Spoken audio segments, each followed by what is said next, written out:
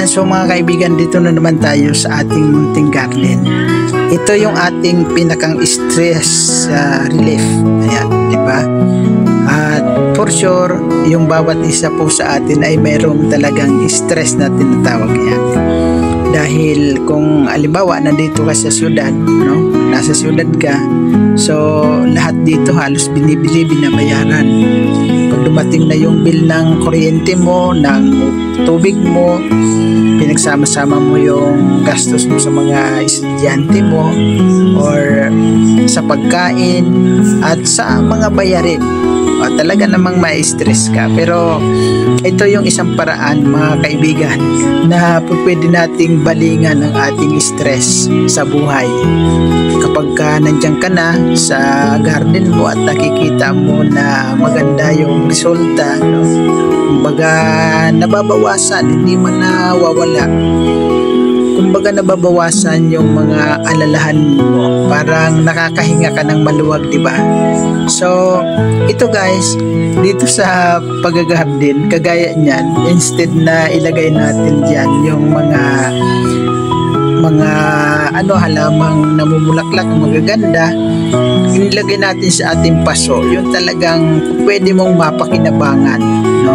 Although napapakinabangan naman yung mga magagandang halaman na namumulaklak, pero mas mainam, mas malaki ang pakinabang kapag itinanim mo yung talagang makakain mo, katulad nitong pechay.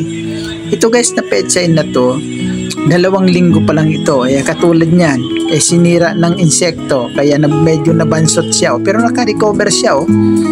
Yung pinakamaganda na natuklasan ko guys, doon sa pagkasinira pala ng, alam ko insekto ang sumira kasi hindi ko naman siya makita, wala namang uod.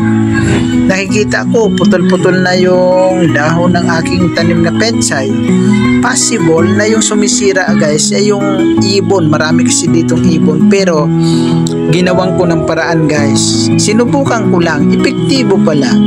Nagtunaw ako ng nag-dissolve ako ng kaunting amount ng dishwashing liquid, no?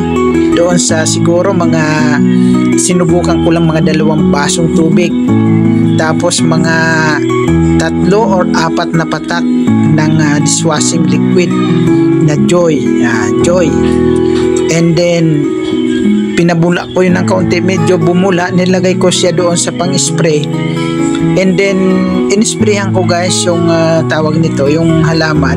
Hindi na siya sinira ng hayop, siguro nabahuan siya. Ayan na, ginagawa ko na yan guys. Yan yung shell ng tawag nito, miracle fruit, no? Ginawa ko ring paso, matibay pala, kinakatok ko yung kanyang lalagyan, napakatigas, hindi ko nga matanggal guys yung tangkay doon sa may sa may gilid ng shell na yun ng miracle fruit. So pwede palang gawing paso, ginawa ko na rin paso, napakatibay, matigas pa dyan sa mga plastic na yan. Even yan, yung tinatawag na pansit-pansitan, ayan, mainam pala at napakabisa pala niya ayon sa research doon sa mga nagsasuffer sa kidney failure, no? Sa mga hindi na makaihi dahil sa gallstone, di ba? Isa pala yan sa mainam na iniinom.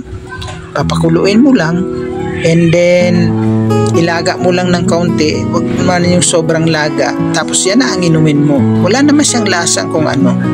At ito naman mga halaman na to, mga tumubo na ito dito, natutuwa ako dahil yung bulaklak nito kulay violet, no? Maganda at walang tigil sa kapamulaklak, kaya itinanim ko na rin. Ayan naman yung aking kamatis, mayroon na siyang bulaklak, so hindi ko na siya ini-stress. So ayan guys, yung ating mga tanim, few days na lang, ilang araw na lang yan guys, ay siguradong makakagulay na tayo. At hindi lang yan, nakakapagbigay pa tayo sa ating kapitbahay ng gulay. Kapag yan ay nag-harvest na, hindi mo yan mauubos for sure sa isang harvest na isang gulay mo lang. So pati yung sili bell, nagtatanim tayo. Diyan lang yan guys, sa gilid na ating bahay. So yung mga pangailangan natin, hindi man lahat na sasagot, pero mayroon tayong paraan para hindi na tayo bumili ng gulay.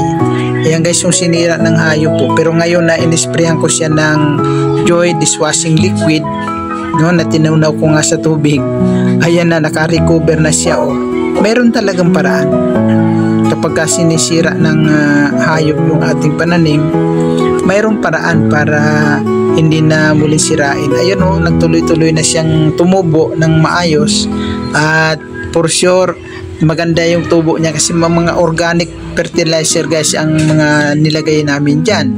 At yung aking misis, ang ginagawa niya, yung mga raw material dyan sa kusina, like ng mga balat ng mga pinaggulayan niya, pinapabulok niya yun doon sa isang container na lalagyan na timba, tapos yan yung inahalo namin sa lupa, at napakainam kasi guys yung lupa is loam soil talaga siya, hindi yung matigas yung lupa niya. Kaya kagaya niyan, kailangan mong kutkutin yung lupa guys para maging buhaghag siya, at para makahinga ba yung halaman mo, para hindi siya nasusuffocate. Ayan resulta, ang tataba, walang fertilizer yan guys na linalagay, organic lang. At sigurado ka pa sa tanim mo na malinis, na hindi na katulad ng halimbawa bumibili ka sa palengke, hindi mo alam kung saan yan nilalapag, di ba? Yung gulay kung saan lang nilalapag. Kaya kailangan mo talaga siyang hugasan ng mabuti, dahil hindi mo nga alam kung paano yung proseso ng pagkuha, di ba? So hindi mo alam kung malinis or whatever, kasi kahit yung fertilizer yan hindi mo alam Pero kapag ikaw mismo ang nagtanim, alam mo na malinis yung tanim mo. So guys, maraming salamat sa panonood ninyo ng aking maiksing video. Nawa nagbigay ito ng inspirasyon sa bawat isa na magkaroon ng garden sa bahay para maka-relieve ng ating mga stress sa ating buhay. So higit sa lahat mga kaibigan at mga kapatid, dikit tayo sa pinakang nag-aalis ng stress. Walang iba kundi ang ating Panginoong Jesus, na nagsabi sa kanyang mga salita in the book of Matthew chapter 28 verse 11, sabi niya, "Hali kayo, kayong lahat na napapagal sa inyong mapasanin, at bibigyan ko kayo ng kapahingahan." So walang iba talaga guys, nakapahingahan kundi ang ating Panginoong Hesukristo lamang. So salamat, God bless us all.